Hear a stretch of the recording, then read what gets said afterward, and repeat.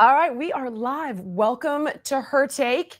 Please be sure to like, comment, click, subscribe. Helps us a ton with the algorithm. And we've got an awesome guest today. I'm super excited to be welcoming the one and only Dave Smith to the show. Stand-up comedian, political firebrand, host of the unbelievable podcast, Part of the Problem. Dave, thanks so much for being here. We really appreciate you. Oh, thank you so much. It's good to be with you, ladies. Thank you for the kind words. So we're all over the map today. We've got Amy in Florida, Lindy in Philly. Dave, I'm guessing you're probably in New York. Anna and I are in LA. Close. Close. Jersey. Okay, even better. My wife's from Jersey. Jersey's even better. We've got a killer show. So here's what's on the lineup. Does the 12-day war become 10,000 days? Now, we all know that Anna and Dave are exceptionally worried about that. So Anna's going to be breaking down the latest and give her predictions, as well as Dave chiming in. Can't wait for that one. Then you've got a battle for the soul of the GOP. So Trump versus Thomas Massie. Where is the party headed and who is going to get left behind? Grooming gangs in the UK. So this went under the radar for years. And now an explosive report done by Baroness Louise Casey has just exposed how deep this failure ran. Amy's going to be unpacking the cover-ups, the cultural taboos, and how institutional cowardice let this happen. Then the big, beautiful bill's Senate slim down. What got cut and how will it impact our daily lives? Next, political shockwaves and online conspiracies. Apparently, the gunman accused of killing former Minnesota House Speaker Melissa Hortman and her husband, Mark, also wounding State Senator John Hoffman and his wife, Yvette, was once appointed to a Tim Walz-led board, had a No Kings flyer in his car, but was also a Trump voter. So as you can imagine, this has begotten crazy conspiracy theories online. Lindy's got the latest of what's true, what isn't, what are the facts. And last, the absurdity of what is the New York mayoral election. I mean, for me, I'm editorializing here, but if you thought Karen Bass was bad, I say look out. I can't wait to hear what the team says. So we're going to break down some of the craziest positions the candidates are running and weigh in on what we think's good, what we think's bad, who we think is going to get the gig. Now then, let's jump right in. The war between Israel and Iran may be cooling on the surface, but the chaos doesn't seem to be over because after President Trump announced a ceasefire, both sides kept bombing, prompting him to rage. In the clip, we all saw that they've lost their effing minds. So now he's blasting the media for downplaying the damage that we did to Iran's nuclear program, while Israeli officials are confirming massive hits to their missile and uranium facilities. Meanwhile, Trump says he's going to have peace talks, but the Iranians are still chanting death to America. So, I mean, this grows murkier every single day and confusion reigns. Anna, what is happening right now? What is the latest? Well, this is a fast-moving story, and there are big updates today. Before I get to the updates, though, I want to give everyone some context in regard to what's happened this week, because while certainly the big fear was that the United States was going to get dragged into a lengthy war, a regime change war with Iran, Trump, luckily, has tried to turn it around, but there are some forces at play that are trying to drag the U.S. back in. So let me give you the beginning of the story, what happened at the beginning of this week. So after Trump's surprise bombings of Iranian nuclear facilities, it's become, to me, abundantly clear that this man does not want to go to war with Iran. He doesn't want a regime change war, which is why it appears he's so salty over the fact that there was this leak coming out of the Pentagon. And it was a release of this preliminary report, meaning it was incomplete, that seemed to indicate that the strikes on these nuclear facilities weren't as effective as the Trump administration would have you believe. So here's CNN kind of giving you the surface level details of that leaked Pentagon report.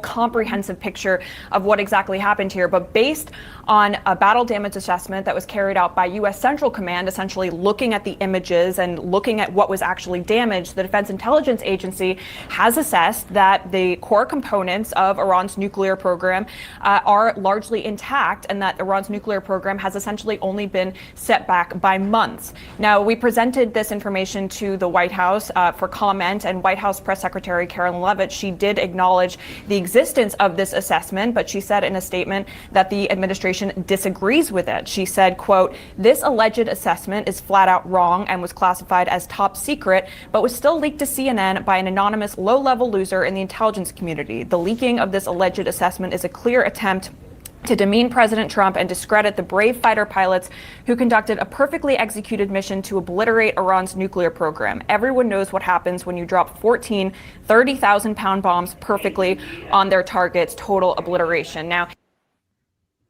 okay, so this report was from the Defense Intelligence Agency, and it focused largely on the state of the Fordo plant. You know, we've heard a lot about the Fordo plant in Iran. That's the country's deeply buried enrichment facility, which produced the near bomb grade fuel, the enriched uranium, which they had enriched up to 60%. You need 90% enriched uranium in order to build a nuclear weapon.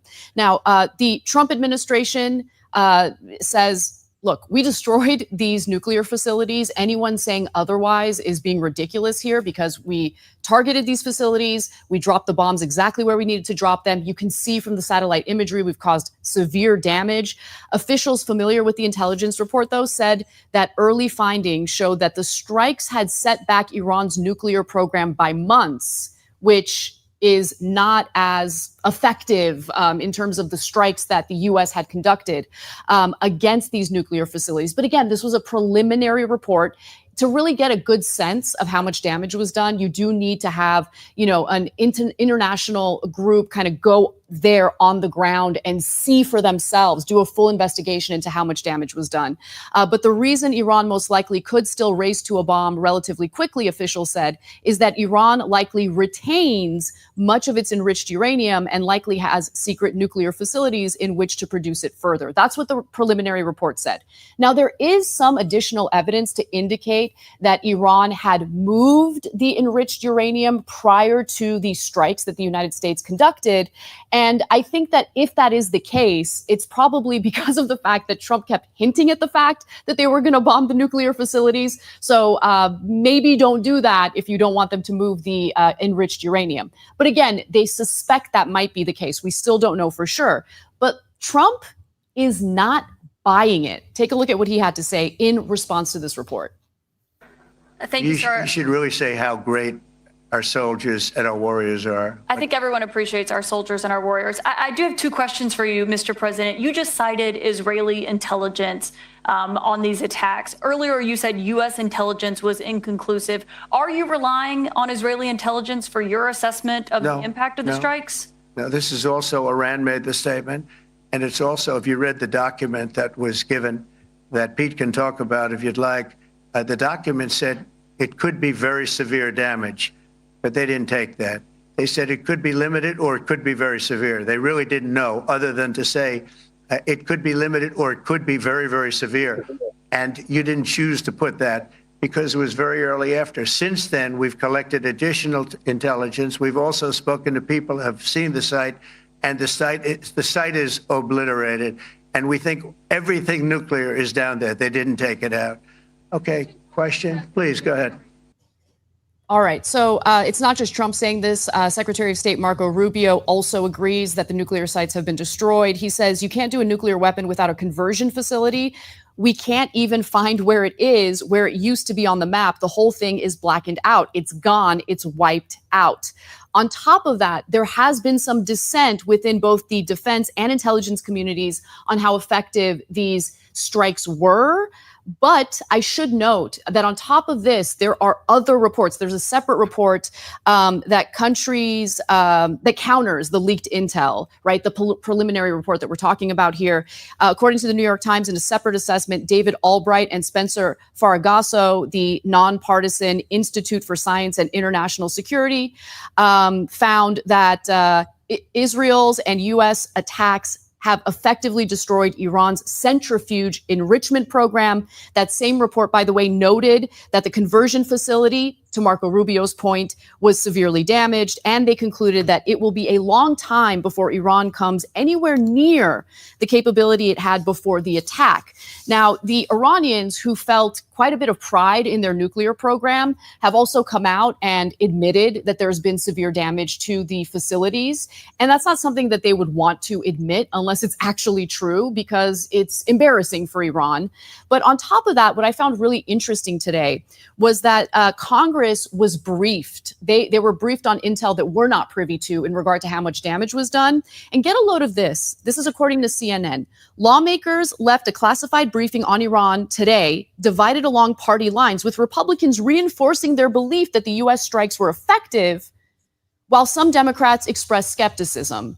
And to me, politicizing this issue based on party lines is so gross. Like, we need to know what the truth is. And if Democrats want to come out and be skeptical about the damage done to the nuclear facilities, it's because Trump is the one who carried out the strikes and they don't want to give him credit for it. But all signs, whether you're talking about satellite imagery, whether you're talking about, intelligence reports that are a little more completed, not preliminary, when you hear from the Trump administration, it does seem like they've caused severe damage to the nuclear facilities. The other thing that I would bring up is, why was that preliminary report leaked by someone in the Pentagon? You don't leak it to CNN unless you have an agenda. There's something you're trying to get accomplished, right? And for me, I think that there's a split within our government. There are people who want to engage in a regime change war with Iran, so they want to find an excuse. Oh, maybe we didn't cause the kind of damage that the Trump administration claims. And then there's the other side, and I think Trump is representative of this side, where he's like, I don't want to get dragged into this war. Iran retaliated in a way that gave us an out, so we don't get dragged in the war, right? So Iran responded to the nuclear sites by essentially hitting up the U.S. and saying, we're going to target U.S. bases, but we're going to do it in a way to make sure no one gets hurt, because we want to show our people that we responded to the attacks, but we don't want to go to war. So right now, there are two conflicting forces, one side wanting to go to war, one side, again, represented by the Trump administration, that doesn't want to get dragged into a war. And that's why you heard Trump essentially call out, yes, Iran, but also Israel for continuing to attack each other after the ceasefire had been reached. So I'm super curious what you all think about this. In particular, I'm going to go to Dave first, because Dave, I know you were deeply alarmed when this broke out. I know you called for Trump's impeachment. It was all over the web. How are you feeling about this now? Are you feeling better? Or are you more alarmed than ever? What is your take on this?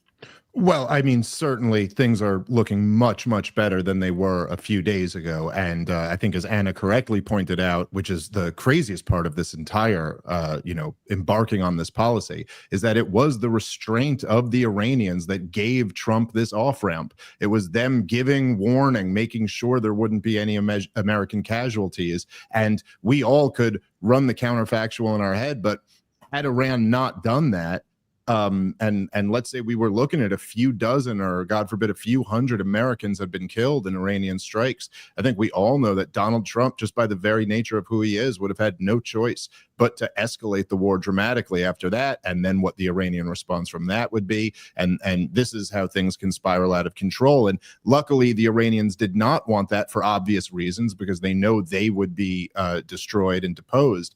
But then again, that kind of undercuts the entire neocon war hawk foundational claim for this entire conflict to begin with, which is that there's such a unique threat because they don't care about their own survival. They're a bunch of suicide bombers, essentially, and therefore they can't be allowed to have a nuclear weapon. If you think about it, it really is a pretty bold claim. I mean, as bad as nuclear weapons are, we've made peace with really bad people having nuclear weapons. Joseph Stalin and Mao Zedong had nuclear weapons, and Vladimir Putin has nuclear weapons. Kim Jong-un has nuclear weapons, and the world lives with that, as imperfect as it may be. No serious, sane person ever suggested that we just launch a preemptive war because any of them were on the path to getting nukes, and we all knew in all of those examples that they were developing them. Maybe not so much in the North Korea one, but specifically in terms of the damage that was done, to the, I've talked to a couple buddies of mine who are like in the military and have been involved in these damage assessments, and pretty much they all say everything is very low confidence if you don't have sources on the ground. And so I don't know, exactly what's been done. And of course, as Anna was covering there, everybody involved has their own incentives, and the obvious ones, right? So like the New York Times and CNN, obviously they want to damage Donald Trump. And also they're kind of beholden to the war party. And so anybody who wants to hurt Donald Trump or wants to see this conflict continue is going to say, oh, we still got this nuclear threat on the table.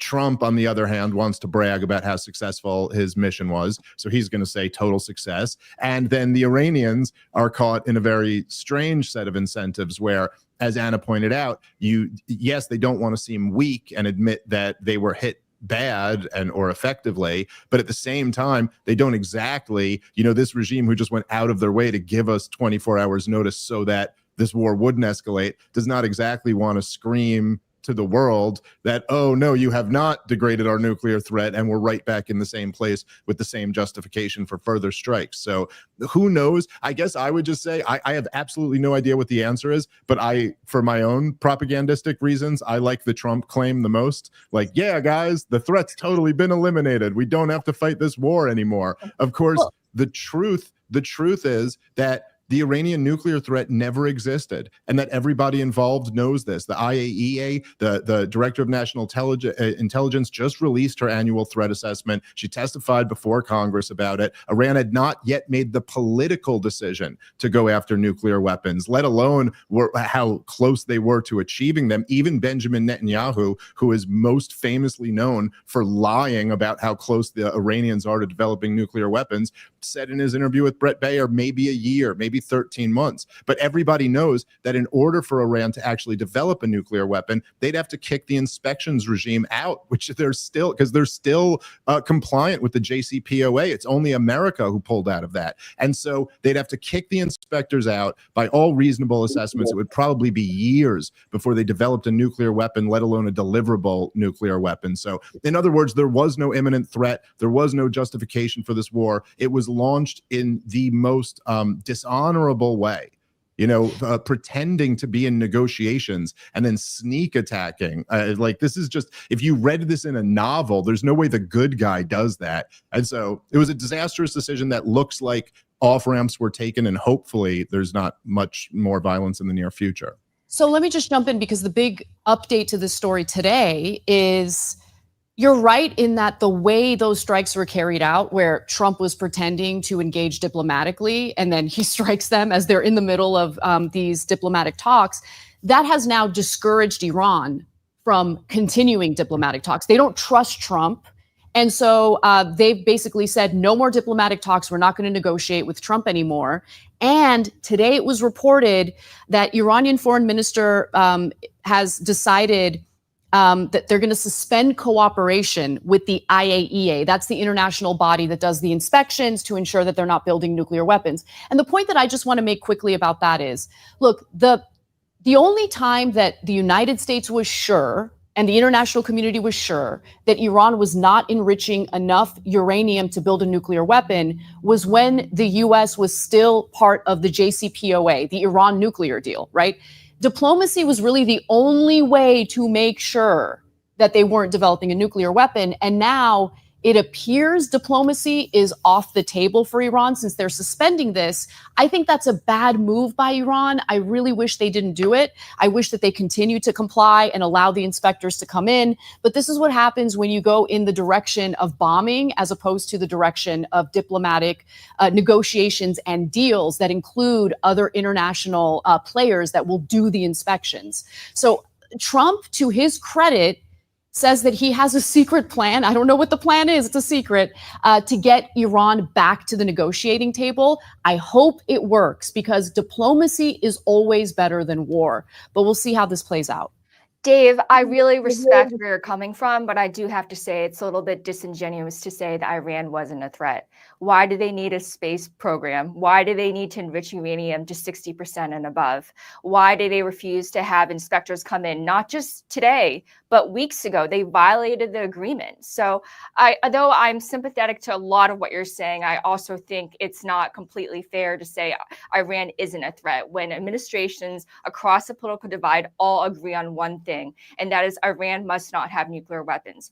There is something I want to point out, though. I think President Trump, when he dropped the F-bomb on the south lawn of the White House, was the first time that the president of the United States intentionally used profanity, used that word. And I think he didn't do it lightly because he called out, as Anna said, both Israel and Iran. Both of them violated the ceasefire. And I think it was very important to show the world that he isn't completely in Netanyahu's pocket. Another thing is that now Iran unfortunately has leverage because we don't know where their advanced centrifuges and enriched uranium are. There are reports that trucks were seen one day before the attack ushering something out of the site. We don't know what it is, but according to some reports, all it takes are 10 trucks to remove the enriched uranium. So they now have a negotiating leverage that they didn't before, which is, I think, highly dangerous. So I don't know how I feel about the strike. I lean toward the Massie side of things in that we really shouldn't get into it. We really should focus on things here at home. But at the same time, I understand that the status quo is absolutely untenable. Amy. Yeah, I think I want to say, just to Anna's point, that's just common sense. Like, you don't need to have any type of political, geopolitical acumen to see that when you are in the middle of literal peace negotiations, and then you go and you co-sign on a strike, a devastating strike, obviously there is going to be no avenue to be able to get them back to the negotiating table. If Donald Trump thinks that he has a rabbit in his hat, I would very much love to see it. But the way I envision this thing is the only way that he would be able to get into legitimate negotiations once again is, well, it won't even be him. It'll be when the next president comes into office, or if there is indeed a regime change in Iran, because we know the relations that the American government had with the previous regime, before the shift in the 70s. So, I mean, it's really not surprising the way all of this has played out. We shouldn't really be sitting back and be surprised that they have withdrawn from the Non-Proliferation Treaty. Obviously, it's something to be concerned about, but it's simple cause and effect, people. What did you think was going to happen under these set of circumstances? So that's my perspective. I will say, obviously, this was a very well-debated topic on our last show. And I made the astute observation that I know I'm smart enough to know I'm too retarded to comment on this. And since then, I very much hold, similar mindset. But what I will say is I'm pleasantly surprised at the way that things have been handled, the way that things have been buttoned up, but I'm still extremely cautious.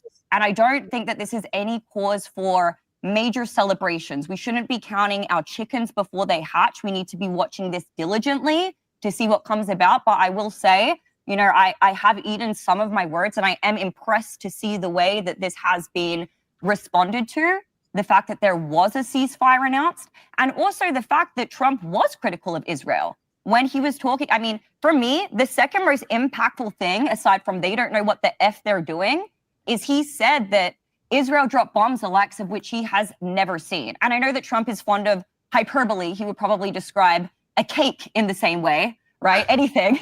But it's still the fact that he was able to give some criticism of Israel. To your point, Lindy, I think that was nice to see him condemning it from both sides. By the way, CNN is reporting that the Trump administration has discussed possibly helping Iran access as much as $30 billion to build a civilian energy-producing nuclear program.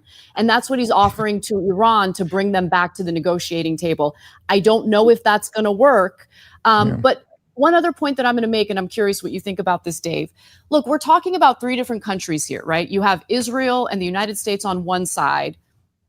In my opinion, pretending like their concern is the nuclear program when in reality, certainly in the case of Israel, they want a regime change war. That was really the end goal of this war, which is why you saw the Shah's son, doing endless interviews and stuff like that, because he was supposed to be the person replacing the current regime in Iran. But also, if you're a nuclear power, you know that other nuclear powers are not going to strike you because that is mutually assured destruction, absolute annihilation, right? So if Iran did obtain a nuclear weapon, I don't think they would be stupid enough to literally use it, because they know that if they used it, let's say, against Israel, well, there would be severe consequences for the people of Iran because the US would use nukes against them. I think Iran wanted a nuke specifically as a deterrent, especially when you have someone like Netanyahu for decades talking about how he wants regime change in Iran. That's my read of it. But what do you think, Dave? Yeah, well, I could get into that. There's just no question that the Israelis, certainly the Likudniks and the neoconservatives, have wanted a regime change in Iran, and they've been openly talking about that since way before they started using this phony 60% enriched uranium threat of a nuke. And so, this Iran was put on the axis of evil after 9/11, and as you can listen to 4-star General Wesley Clark say in his own words, he saw that the plans had already been decided upon, that we were going to overthrow the government in Iran in 2001. And of course, George W. Bush wanted to go for it in 2007. And it was his own Pentagon that told him we absolutely could not do this because we don't have escalation dominance in a war with Iran. And we would just take tens of thousands of lives lost. And it would require a military presence north of 500,000 troops in order to overthrow the regime. And, I'm not sure exactly what, Lindy, you think was disingenuous about what I was saying, but in your response mentioning that the establishments of the Democratic and Republican Party both agree on something, I think we should all acknowledge that the days of that being a meaningful point are long gone. No kidding. The Democrat and establishment, the establishment of both major political parties agrees with the war party. No kidding. That doesn't make it true. And the idea that anybody could even try to convince you that Iran poses some type of imminent threat to the United States of America is frankly goofy. I mean, I just don't know. Maybe Kuwait's about to overthrow us, or we really got to look out for Liechtenstein. They may take down the United States of America. I mean, I'm sorry, the 60% enrichment thing is a joke. This is just not. Look, they were in negotiation. They were, as Anna pointed out, they were compliant when America was involved in the JCPOA, and they're still compliant with the JCPOA at 60% enrichment. It was Donald Trump's boneheaded decision to walk out of that agreement. And the Iranians, look, what were they negotiating as this surprise attack happened? They were negotiating bringing that down. That's what the Iranians knew they had to offer. In other words, it was a bargaining chip. It was something to bring to negotiations to say, hey, you guys lift a little bit of sanctions and we'll bring this down. They don't want a nuclear bomb. They have not been attempting to build one. It's what all of the intelligence tells us. And to say, it was, and this is widely reported, and Donald Trump himself admitted this, that he basically got bullied by the hawks to putting a poison pill into the negotiations, that they would say you have to have no nuclear enrichment whatsoever and give up all your centrifuges. And that was always something that the Iranians weren't going to accept, but they had already accepted the original JCPOA. They had joined into it and were enriching it 5% or whatever was compliance when America was involved. And so then they still had more negotiations set. They had a meeting set for the next weekend when Israel first attacked. So the idea that your concern was this threat is just, I'm sorry, this is just doesn't meet the basic smell test. Let me respond to that, Dave. I have a series of questions for you. Sure. If Iran wasn't a threat to America and they weren't deciding and they weren't moving towards a nuclear weapon, why did they build a nuclear facility literally under a mountain at Fordo? Why was that necessary? Why was it in a bunker under such tremendous secrecy and under a mountain? Why did they have to go to such great lengths to conceal their program? Dave, let me throw a few more questions in here because I've watched a lot of the counter argument. So I've seen Victor Davis Hanson talk about it. I've seen friggin' Van Jones talk about it. And listen, these guys are chanting death to America. I mean, when someone tells you who they are, I tend to believe them.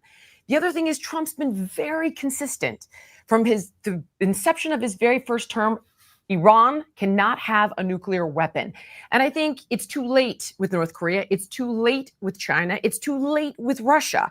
But he brilliantly put himself in a position where China's in the middle of negotiating trade. They're not going to get involved. Russia doesn't want more sanctions. They're not going to get involved. North Korea is already stretched way too thin helping Russia in Ukraine, so they're not going to get involved. I thought that was brilliant on his part.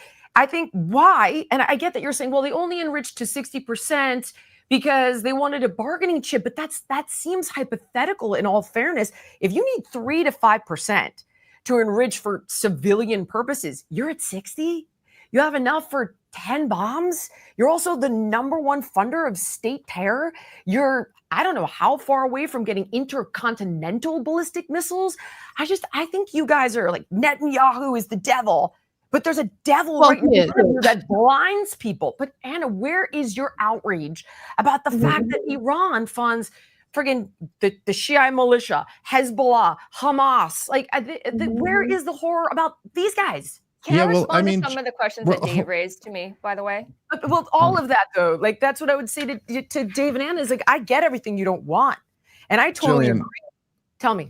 Jillian, I mean, I adore you so much, but you might as well be telling me to follow the science and mass compliance or something like that. I mean, all of this is just the propaganda. That though, Dave. Well, look, because let's go through one after the other. I'm not saying some hypothetical that Iran was using the 60% enrichment as a negotiating chip. They were in negotiations, negotiating that down. That was the entirety of the negotiations. That's what they were talking about. What would they have to get in exchange for coming back down to the levels that they previously were at when they were in the deal that Donald Trump walked away from? And as far as this, like 60 days. And he attacked on day 61. 60 days. Hold on. Sunday Let me go was the through. last day of negotiations, and they struck before then. Yes, no kidding. But again, guys, it's like there's so many things here. So let me just rattle down some of these. Number one, the 60-day thing was just totally arbitrarily imposed by Donald Trump. And then, as I just said, he snuck in the poison pill that you have to get rid of all enrichment together. We had no legal or justified right to demand that from them. And that was obviously not going to be agreed. But the point is, they were still willing to continue negotiating. They had negotiations scheduled for that weekend. In terms of like, they chant death to America, it's like, yeah, there are some chants like that. I don't know that you launch.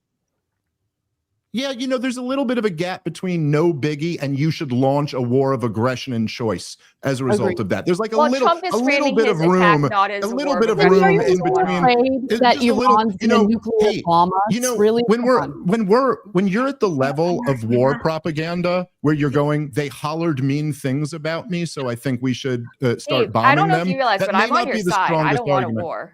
Well, no, but you're kind of not. You're not on my side. If you're repeating the war propaganda, then you're I'm not just saying, really on my side. my point of view, what I'm trying to get across is I see Iran as they were a nuclear threat, and to say otherwise is just naive. Yeah, well, no. What's disingenuous? I know. It's like so if you think about all the countries that America has targeted and put in their crosshairs, say like post 9/11, it's like Saddam's building weapon of a nuclear weapon. I mean, he wasn't, but that doesn't matter. We'll just lie about it and go to war with him. North Korea is a big threat because they have a nuclear weapon. So we have to have a sanctions campaign and put full pressure on them. Gaddafi got completely rid of his nuclear program. That means we got to go overthrow him. And also 60% enrichment means we have to go to war with you. So what is the option? What is the option that any country has that takes them off of the table of being a nuclear threat? Respectfully, do you hear yourself when you say that the Iranian regime was using nuclear weapons as a negotiating chip? They were literally playing with humanity for their own self-interest. Do you understand how horrendous that sounds? It's reality. No, I don't. It's reality action. No, I don't. I don't think that makes any sense at all. Government. May I ask a question? Like, genuinely pose a question to Jillian and to Lindy. Like, I really want to ask you guys this, and I'm asking it from a very genuine place. Obviously, Iran considered an adversary, very different ideologically in every single way. Israel is technically considered our ally. So I'm keeping that in mind when I ask this question, but I would still like an answer.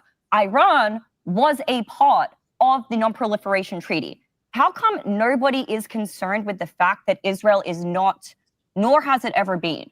Again, I'm very ignorant on this subject. I only started researching it when the first conflict broke out, and even the prior conflicts before that. And I started to realize, and why I kind of took my position is because history doesn't always repeat, but it often rhymes. We have seen similar things play out with Iraq. So I don't blame anybody for being concerned that we could possibly be getting into another forever war. That is a perfectly justified position for anybody who is willing to observe history. My question to the two of you, I only just learned this when doing my due diligence. Do you know about this? Can you confirm it's true? And if so, what is your opinion on it? That in the 1960s, Israel disguised the Dimona facility as a textile mill and then a metallurgical site, eventually claiming it was for nuclear energy. The inspectors were shown fake control rooms, false walls, and doctored readings. I get that Israel's our ally, but if they're not willing to disclose anything, and Iran, on the other hand, is, I mean, what's your perspective on that? Where's your nuance on that? Do you believe that Israel should be subject, despite them being our ally, to any type of oversight that they are apparently completely unwilling to give?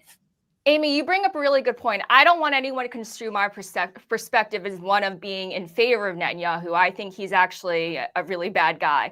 And I will add to your point and say this. Israel, it's still a matter, Israel still refuses to outright admit it has nuclear weapons, because in doing so, it would be illegal under American law to arm them. So we are in actually intentional denial about the state of Israel's nuclear regime, because otherwise it would be completely against our own statutes. We funnel billions of dollars in armaments to Israel on an annual basis, and it would be illegal if we were to accept reality, which is that Israel has nuclear weapons, which I find to be an extremely hypocritical status quo. I don't know how you guys feel about that. Well, it's not just hypocritical, again, and even you're phrasing it in the hypothetical that would be illegal. But I think what you mean to say is it's illegal that we're doing this. Well, I'm saying there's no mistake. You know, the American government refuses to acknowledge reality. I'm not here to shill for Netanyahu. Again, But that's like saying that like a murderer refuses to acknowledge the reality that he committed a murder, and therefore, if he acknowledged it, he would be guilty. No, that guy committed murder. Whether he's publicly saying it or not is not the intelligence community in the United States of America doesn't have any questions about whether Israel has nuclear weapons or not. I'm just laying out the facts. No, I know I'm not. But okay, but I'm just responding directly to what you said. And look, I mean, I don't see why. Look, again. We could go through some of the other things that were claimed here, because I think there's a lot that are important. But again, it's pretty clear here that Iran has been throwing up the white flag since post 9/11. They do not want it with America. I mean, look, even when they're pushed as far as they are right now, just imagine what it takes to be hit like they were just, and then give warning so that no one gets hurt because you really just don't want it. And if that's the case, no matter how terrible of an oppressive theocracy they are, which they are, you also have to look at these two players here. Israel is a rogue nation. Israel has, in the last year and a half, Israel has destroyed Gaza, attacked the West Bank, attacked Lebanon, attacked Yemen, attacked Iran, and attacked Syria. They've attacked 6 of their neighbors in the last year and a half, and they're the non-compliant nuclear rogue regime. And like, why should we just jump in on behalf of them in this equation when there's one side who clearly does not want it, and the other side wants to lure us into a war that we all know would be catastrophic? Like, this is the easiest decision in the world to make, that we don't go all in besides this government. And you know, you guys, everybody here is making a big thing out of Donald Trump after he's totally humiliated by Benjamin Netanyahu, that he came out and dropped an F-bomb. Donald Trump's been funding the destruction of Gaza since he's been in. Let's see if there's any policy change that comes of it. I'm just like totally unimpressed by this. There was just a report today in Haaretz, I'm sure you read this, Anna, of just Israelis being ordered, IDF soldiers being ordered to open fire on people, desperate, starving people, like scrounging for aid. It's the most disgusting story right now, in the because history this of is the something world. I've been trying to draw attention to. Right. This is something that I've been trying to draw attention to in various interviews. Every time I go on Piers Morgan, I try to talk about it because, again, Israel managed to ban UNRWA, a UN organization that was delivering humanitarian aid to the Palestinians in Gaza. So they get banned and they get replaced by a US and Israel-backed organization known as the Gaza Humanitarian Foundation. And they lure desperate, starving Palestinians to these aid hubs. And then the IDF goes all in, shelling, shooting, killing dozens of people every single day, some days hundreds of people. And now finally we have a report confirming that this is happening because, of course, Israel, every time they engage in bad behavior, they always blame Hamas. But in this case, there was no evidence indicating that Hamas was the one opening fire. Investigations had shown that the bullets and the weapons used were consistent with weaponry that the IDF has. And now Haaretz, which is an Israeli publication, has put out an explosive report with quotes from IDF soldiers indicating, yes, they were ordered to open fire on desperate, hungry Palestinian civilians. This is very obviously an intentional genocide that's being carried out. And the fact that there is no concern about that on an international level really, really bothers me. In the US, we keep talking about what a threat Iran is when the nuclear power that refuses to acknowledge their nuclear weapons and is not abiding by the Non-Proliferation Treaty is carrying out massacres, genocide. They're bombing Iranian embassies in Syria. And Syria's response to that, by the way, was restraint, the same kind of restraint we saw from Iran following the strikes on the nuclear facilities. And so Can I go ahead.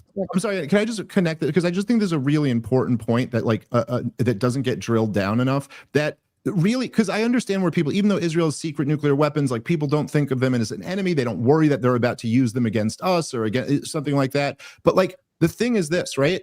And for 25 years, I've watched them repeat this every single day on Fox News. And I really do think they're doing it like intentionally to mislead their audience, because they started doing this right after 9/11. And they're counting on the fact that you don't know who's the shirts and the skins over there. Like you don't know who the Shiite and the Sunni sectarians are. And so they'll just say every single day, Iran is the #1 sponsor of terror. Iran is the #1 state sponsor of terror. And then most Fox News viewers, in their mind, they go, oh, 9/11, Al-Qaeda, ISIS, all the terrorism that that Europe and America has had to deal with. But the thing is that Iran's never funded those groups. Iran fights wars against those groups. Iran does fund Hezbollah and Hamas and the Houthis. They're not exactly proxies of them. None of them are. They've all had their different falling outs over the years, but they certainly do business and do training and arming of those groups. But that's Israel's problem. They fund Israel's terrorism problem. And I'm sorry, if you want to step back and be objective here, when you say the biggest funder of terror in the region, the only way you can claim it's Iran is if you look at the stuff like Anna was just talking about and don't consider that terrorism. Because once you do, the USA is the biggest funder of terrorism in the region, when the biggest terrorist organization in the region is the IDF. Objectively, just look over the last couple of years. What do you want to pile up Iran's body count? Even I'll throw in all their proxies. I'll throw in every Shiite with a rifle in the region, and you could put that death count, the pure level of terrorism, up against what we've been funding Israel doing now. Dave, let's take your suggestion for a second and let's be objective. Which country has been killing Americans over the decades? Is it Israel or Iran? You tell me. Well, okay, but again, Iran right, has let's not gloss over that. But they these haven't. are American lives. It's American blood and treasure. And what that's Americans what have Iran prioritizing. Killed? And I don't even like but what Americans have Iran killed? I'm not in favor Be of very doing specific. Israel's dirty work, but I will not ignore the dozens of hundreds of American lives that have been lost because of this egregious regime. Where have those lives been lost? What are you talking about? They've targeted Americans over the decades. Are we ignoring that? What are you talking about? Very specifically. Iran. No, I'm saying They've killed what our Americans service members. Yeah, see, this is the thing, is that it's very, very sloppy. So people say, oh, Iran's responsible for killing our service members. I'd highly encourage people to read Scott Horton's book, Enough Already. He goes through these claims in details. There are so many footnotes. You can spend weeks looking through them, as I have. This is what would happen when we illegally invaded Iraq. Even though we did it on behalf of the Shiites, we ended up getting in a lot of fighting with the Shiites during the civil war that broke out there, where 1 million people were killed. And every time a Shiite was responsible for an American dying, they'd say it's Iran. It's all Iran backed, because we went into their neighboring country and fought these wars. But the truth is, they did a bunch of investigative reporting on this, and all those roadside bombs that they were claiming were built in Iran and then sold to the Iraqi Shiites, who certainly were closely allied with Iran, but they were all built right there in Iraq by Shiite Iraqis. And the truth is, Iraq is a majority Shiite country, super majority, something like 60%. And so you're going to go launch a war there and then say every time that an American dies at the hands of the majority of the country, that's Iran's fault. Again, this is all war propaganda. Iran has not attacked America. You make it sound like they've come over here and started a war. All responsibility for the murders of American service members? Is that what you're saying? Are they No, I'm quick, saying well, that and you real quick, better back up your claims. Right. What about the USS Liberty as well? If we're to say that no attack has ever been staged, what about the USS Liberty, Maybe which there is we something I go. have just more recently found out about, so I don't even feel qualified to go into that. But there are a lot of people, very credible people, who have given very detailed reports on that. And that is a direct including the attack of servicemen Israel from that against ship. America. Yeah. I have one question, because I don't disagree with you that Israel has done bad things, but to me, that is a separate issue. My question to you, and I get it, you guys are like, hold on, you're outraged about Iran. Why are you not outraged about this? And my question is, you're outraged about Israel, but why are you not afraid of Iran? I see your point there. I don't want a regime change. I don't want another forever war. And I completely agree that we have funded all of this and it's been awful. I think you guys are right. I don't think this is that. And I don't think Trump is that president. I think he's been extremely consistent with his messaging. And I think that seems to be evidencing out here. We have a ceasefire. He's coming to the table saying, if you really want this for civilian use, we'll support it. What if this does beget an expansion of the Abraham Accords? Syria did just reach out to Israel and say, like, all right, we want in.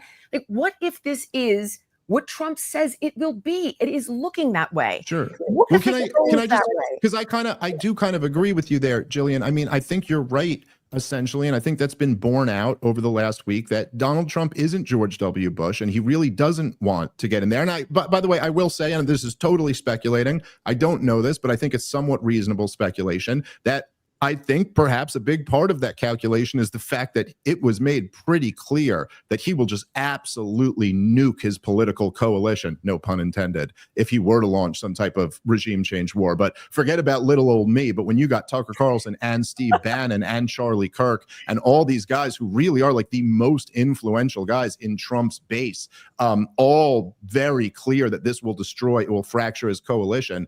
I thought maybe that played some role in that. So anyway, my point is, the concern is once you launch the strike, you don't always get to choose what comes next. You know, if Iran responded big, then Trump has to respond bigger, then they respond back, and this thing can get away from you. It doesn't always go exactly according to plan. It's like when John Kerry was on that hot mic and he was talking about how they knew they were arming ISIS in Syria and they thought they could use that to put pressure on Bashar al-Assad to step down, and then they turned around and invaded Iraq, and that sure wasn't part of the plan. Now, was it? That wasn't supposed to happen. By the way, it's the exact same thing that happened with Benjamin Netanyahu. His exact quote when he was talking about funding Hamas was, "We can control the height of the flame," until all of a sudden they couldn't control the height of the flame. And so I'm not like, so your point essentially is correct. I think that Donald Trump doesn't want that, and all of us who are sane should root for the best possible outcome that leads to peace and stability. But I think the point, Jillian, is that he just didn't need to do this to get there. The Iranians were already at the table willing to negotiate. And the truth is that it was Netanyahu who came in and attacked them when we don't know exactly what was happening in those negotiations or how much they were colluding together. But anyway, we all hope that this de-escalates now. And I'm not, look, I don't think that Iran is You know, I don't think they're any threat to the United States of America. But I don't think that necessarily that means they're good guys. But what direct threat are we even talking about? Since when? It's so crazy. We're so insecure as a country. We are the dominant country. You know, of course, but they don't have a nuclear. Okay, fine. Look, they don't have a nuclear weapon. They weren't pursuing a nuclear weapon. I just want to imagine this. You know, sometimes why the enriched uranium to 60% when you only need 3 to 5? Well, why the scientists? Why the tunnels? Why fund? Well, obviously the tunnels. I think we just demonstrated why. A weird question. Like, scientists exist. I mean, and they have nuclear energy in the country, right? They export their oil for their economy, and then they relied on nuclear energy to provide energy to their people. So that's why they have nuclear scientists. But, by the way, could I just say, fascinating nuclear scientists is that though? We were enriched to 60%. Why are you going 55% over where you need to be then? Why are it's not exactly 55% over. I mean, the detonators then if you don't really need them and you're not developing bombs. Well, obviously, what they're doing is developing a latent nuclear deterrent that they can then negotiate away. I mean, this is the idea. It's negotiating power. Oh, sure, that's great. I don't want them to have that either. I don't want anybody to have nuclear weapons, and I don't want Kim Jong-un to rule North Korea, and I don't want the Saudis to rule Saudi Arabia. Okay, I mean, like, there's a lot of things that we want. The question is, like, what policy should we pursue based on this? And so, again, like, you know, we sit here and try to remember, because even the hawks themselves will sit here and claim that they love the Iranian people so much, and that's why they want this regime change for them. So keep in mind, like, there's real human beings. Well, hold on. No, I agree with you. It's not. But I just want to talk about what is happening here. So there's real human beings in Iran, just like all of us are real human beings with children and partners and parents and siblings.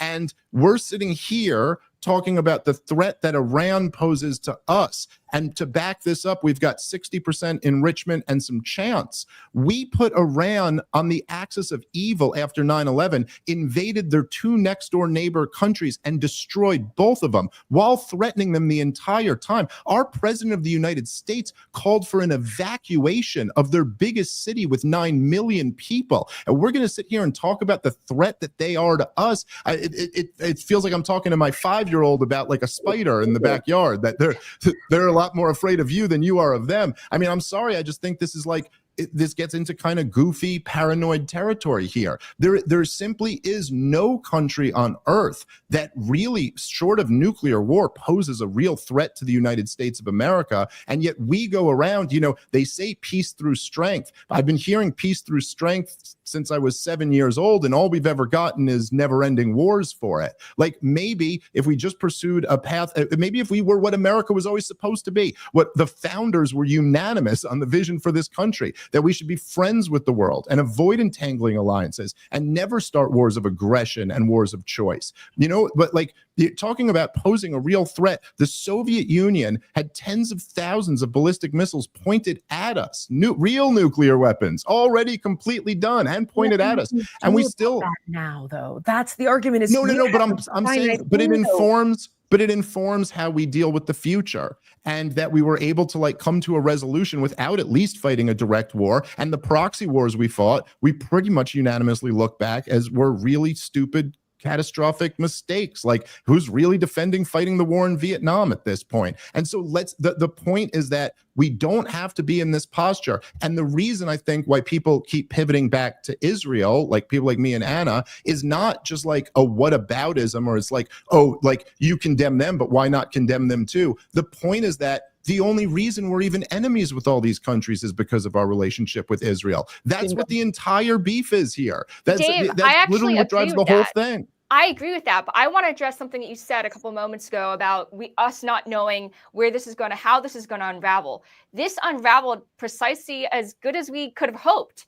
When Iran attacked our military base in Qatar, they telegraphed that to Qatar, and to the United States beforehand to minimize injuries and damage. So that was a completely weak sauce response. It was completely symbolic, and it was their attempt to save face and to launch, basically, I guess, for their domestic audience. So they are clearly not they're not interested in furthering this war, and Donald Trump isn't either. J.D. Vance just came out a few days ago and said, we are not interested in a regime change war. Hegseth echoed the same. This is not something that we want to escalate. And right now it looks like with talks imminently next week, this is precisely this, the result that we could have hoped for. Yeah, no, listen, I agree with you, but then again, that doesn't really prove anything. Like if you get blackout drunk and go drive in your car to go for a joyride on the highway and come back in one piece, that doesn't prove that it was a wise course of action. So I agree with you that, like, yes, this would be the best case scenario for how this thing ends. Again, I mean, my argument here, look, it's not like there were a bunch of innocent Iranians and innocent Israelis who died in this 12-day war, as we're calling it now. So, like, I wouldn't say it's like there was no cost to it, but yeah, you're right. But even in think about this like whole discussion so far, while you guys are arguing how dangerous a threat Iran is and feel like I'm kind of downplaying that, this being a success relied on Iranian restraint. And that seems like a pretty risky game to play. Like, maybe that's my limit where I go, like, I don't really like putting the fate of the future of my country in the hands of the mullahs showing restraint. Well, Dave, I find that to be a little bit risky. I also want to make sure that we give Donald Trump credit, because if you saw the reporting that came out immediately after the attack, he had signaled to Iran that this was going to be a one-off strike, that he wasn't intending on escalating it. So I think it wasn't just restraint on Iran's part, it was restraint on Donald Trump's part. And he was listening to his base, that they have no interest whatsoever in another forever war. We don't want anything to do with the Middle East. And that's why I was calling for his impeachment. I mean, that's why I was trying to make as much noise as I could, and I think a lot of other people were, is because we wanted to signal. I think you did a service to the nation by doing so. Well, we wanted to signal as loudly as possible that, like, we absolutely won't stand for this, and we mean it, and that we will oppose you forever if you actually get us into this. But again, if I get hammered and then I go driving around town and then halfway through I decide I should really get out of the car and call a cab, you could give me a lot of credit for that decision in the middle to call a cab, but, like, I never should have been in that car to begin with. And so I give Donald Trump all the credit in the world. It might be the greatest thing that Donald Trump's done in the history of his life, that he took that off ramp and de-escalated when he had that opportunity. But we never needed to be there to begin with. So there's one ramification that we haven't. Trying to call balls and strikes here. We got to move on. I think, listen, it bears to be seen how it plays out. As we've all agreed, we want the exact same outcome. We have differing opinions on how to get there, but Anna and Dave and Amy, you guys have made some very solid points that have impacted me and my thoughts on it. Although I do personally still feel like I don't want them to have a nuclear weapon, and I think we needed to show a deterrent, but maybe not, and hopefully this will work out the way we all want. That said, if we are done with last thoughts on this, I want to move on to the feud between Trump and Thomas Massie, because I know you guys are going to feel equally as strongly about this. So this is historical.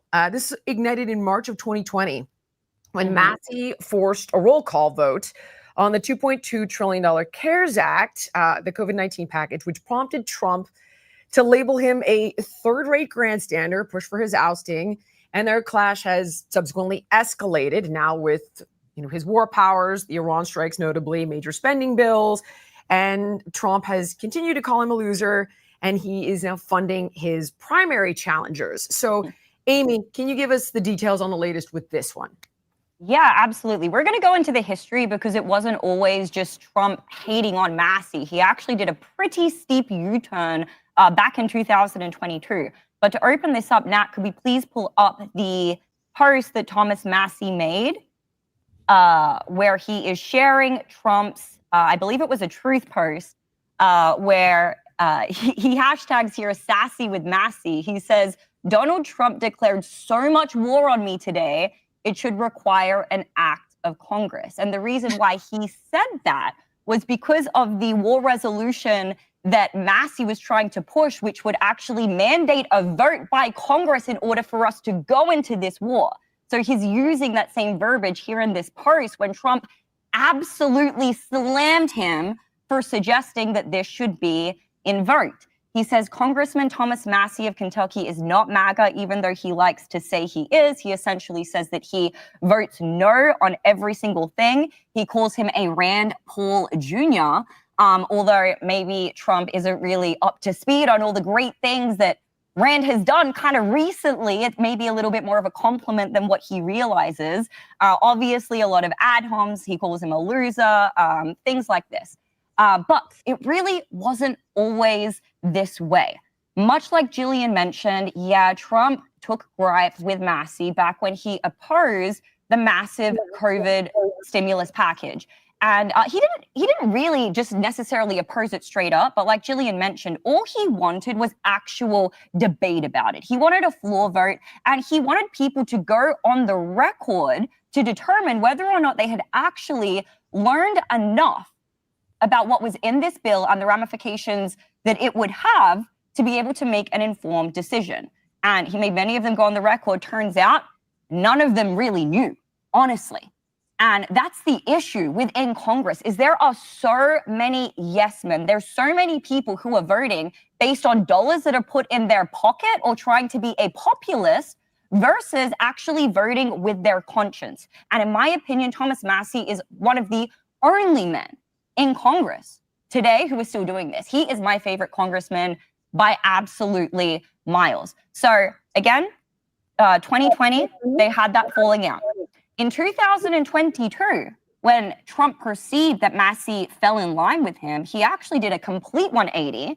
And with that, Nat, we can actually pull up the second asset, which is Trump's tweet in 2022, giving Massie his complete and full endorsement. In fact, he actually called him a conservative warrior, right? So I'm really not sure which one it is. Now, if you can't pull it up, that's okay. I mean, we basically just described it in a nutshell. There we go. We scroll down just a little bit here. We can read what Trump said. Congressman Thomas Massie is a conservative warrior for Kentucky's 4th District, an MIT graduate, first-rate defender of the Constitution. He fights to protect your liberties, especially with the First and Second Amendments. Now, we started to see their relationship strain again when Massie started to make some very reasonable objections to the big, beautiful bill. We all know there are great things inside of that bill. And a part of it is really Trump just fulfilling his mandate. He ran on certain principles. That's the reason why some people voted for him. And a lot of that had to do with the economy, with the jobs market. Renewing the 2017 tax cuts, no tax on tips, no tax on overtimes. But as we all know, with these omnibus bills, with these massive bills, there's always some nefarious things that are snuck in. And Thomas Massie was one of the only people who had a backbone to actually speak up about it. We can go ahead and play this third video, please, Nat, which is him giving a very clear, direct message that honestly does not take an economist or a political expert to be able to understand. Well, I'd love to stand here and tell the American people, we can cut your taxes and we can increase spending and everything's going to be just fine. But I can't do that because I'm here to deliver a dose of reality. This bill dramatically increases deficits in the near term, but promises our government will be fiscally responsible 5 years from now. Where have we heard that before? How do you bind a future Congress to these promises? This bill is a debt bomb ticking. Congress can do funny math, fantasy math, if it wants, but bond investors don't. And this week, they sent us a message. Moody's downgraded our credit rating, and the bond investors who buy our debt and finance our debt demanded higher interest rates on the 10-year note, the 20-year note, and the 30-year note. What does this mean? Very soon, the government will be paying $16,000 of interest alone per U.S. family. And what are we telling them? Instead of taking care of that problem, we're going to give you a $1,600 tax break. Under the taxing and spending levels in this bill, we're going to rack up, the authors say, $20 trillion of new debt over the next 10 years. I'm telling you, it's closer to 30. You guys get the picture. So it's like Trump is coming after this guy now. He is trying to primary him. He's launching a MAGA PAC and backing his opponent. He has committed to $1 million in ad buys to try to get Massie out of office. And again, it's largely due to his objections to the big, beautiful bill, and then largely this war resolution that he's trying to push through. And I'll admit, the war resolution is an optics nightmare. I mean, the people that he's aligned with on the left, it doesn't necessarily look good for him, like optics-wise. So I get why that's like low-hanging fruit for Trump to be able to attack. But this is a man of principle. And just making my final thoughts, one thing we all criticize, everyone on the right, was the woke left and their ability to be able to cancel people because they did not agree with what they're saying. After years of us giving them shit, sorry for swearing, for doing that, why are we turning around and doing the exact same thing to one of the only men in office who actually have principle, a backbone, and is not afraid of going against the populist opinion? And one thing you can't say about Thomas Massie is that he's inconsistent. He has been consistent his entire political career. He's always held these opinions. He's always held these values. So for me, I'm just, as much as I love Trump and I've stuck up for Trump in many circumstances, right? Even at personal cost, before it was popular to support him. This is one thing I can absolutely not back him on. I am a 100% Thomas Massie stan. So that's my opinion. Curious to know your guys' thoughts. Amy, I love that. And before I get into it, I just want to say Thomas Massie has had one of the most serious glow-ups of any politician I've ever seen. The guy looks good these days. He's really coming into his own. Right, Amy? Oh my God.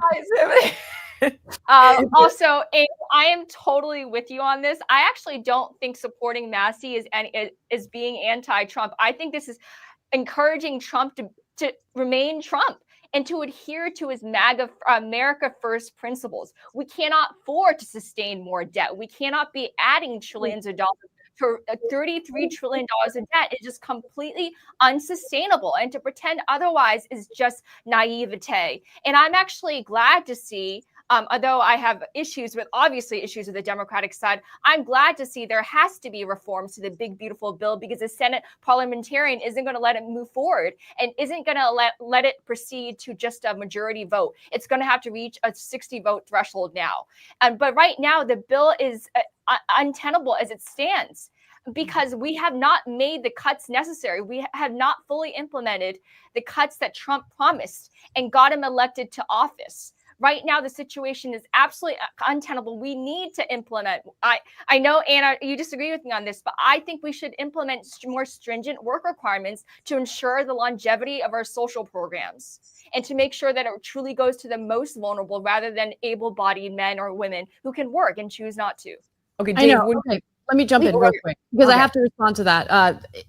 Listen, when there's no debate about spending tens of billions of dollars on dropping bombs in the Middle East and no one's talking about how much that has contributed to our national debt, it makes me sick to hear anyone target the most vulnerable people living in poverty and like defame them as lazy bums who are just like living off government cheese because they don't want to work. But putting that aside, in regard to Massie working with Democrats, I think that's a good thing. I honestly, at this moment, Congress is so useless because of the partisan divides and the unwillingness to work together, even when the two parties or members of both parties find common ground on an issue.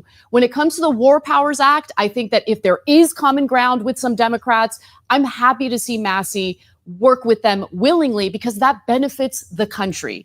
But in regard to Massie, look, I have a lot of disagreement with his perspectives on, our social safety net, for instance. However, one of the hardest things to find in Congress is a genuine, sincere, and principled politician that operates based on his values as opposed to what's convenient for him at any given moment. That's why you see all this flip-flopping and backpedaling and all this nonsense in Congress. You see congressmen and women basically carry out the best interests of their donors as opposed to the best interests of their constituents. But that is not the case with Massie. I might have sincere disagreements with him on some policies, but at least I know that he's good faith. And I know that he's not going to co-sign on policies that are going to cost more, damage the country, goad us into wars that we don't need to fight. And I really do respect the man because despite all the pressure that he's faced as a result of his disagreements with Donald Trump, he remains strong, steadfast, and he continues to be led by his values. That's something admirable. And I hope that he remains in office, because we need people like that in Congress. I actually absolutely agree. We need accountability. Listen to me. I told all of you that we were going to Dave after the intro. Dave, what do you think? Well, look, those were all good points being made. I'd say, like, on some basic level, I think we all know. Look, obviously, Donald Trump wants to get this bill passed. That is the agenda of the president. You got a member of your own party who is voting no on that. So obviously, you understand where there's going to be some friction there. Donald Trump, the amount of venom that he's been spewing at Thomas Massie. I mean, it's like the guy was framed for treason by his own intelligence agencies, and I've never seen him spew this much venom for any individual there. But he's doing it for Thomas Massie, who everybody knows, however you feel about it.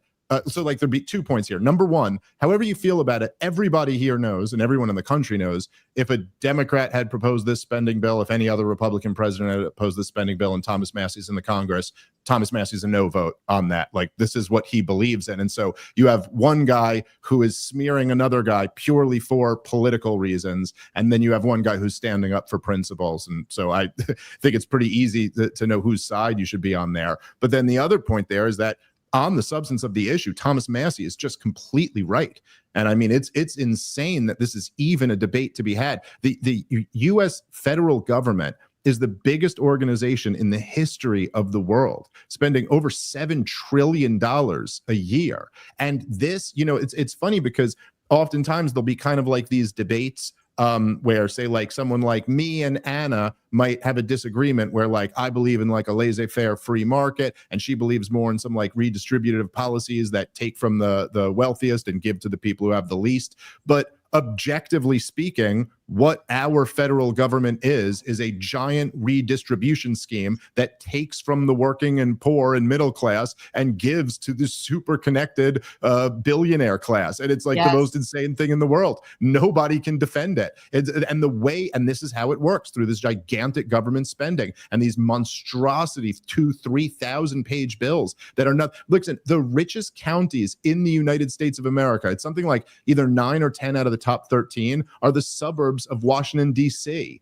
And why is that? It's not because we have great big factories that are making things that people want to buy in Virginia. It's because these are the politically connected, and that's where the money goes. They suck $7 trillion a year out of the actual productive economy and hand it off to their buddies. And don't get me wrong, there are some crumbs that get left down to like a mom who needs hip surgery or something like that, but it is pennies compared to the trillions of dollars that get passed out. All the richest counties, they're right outside Washington, D.C. and right outside of New York City, which some people may think that the whole financial casino system is capitalism, but it's a big government scheme. It's a central bank that gives out money for free to their member banks, who then loan it at interest to the American people. And so I think what Thomas Massie and what a lot of Trump supporters who are sympathetic to him are saying is that it's like, look, you launched this whole Doge initiative. You made up a fake government department where you said we were going to be cutting trillions of dollars out of this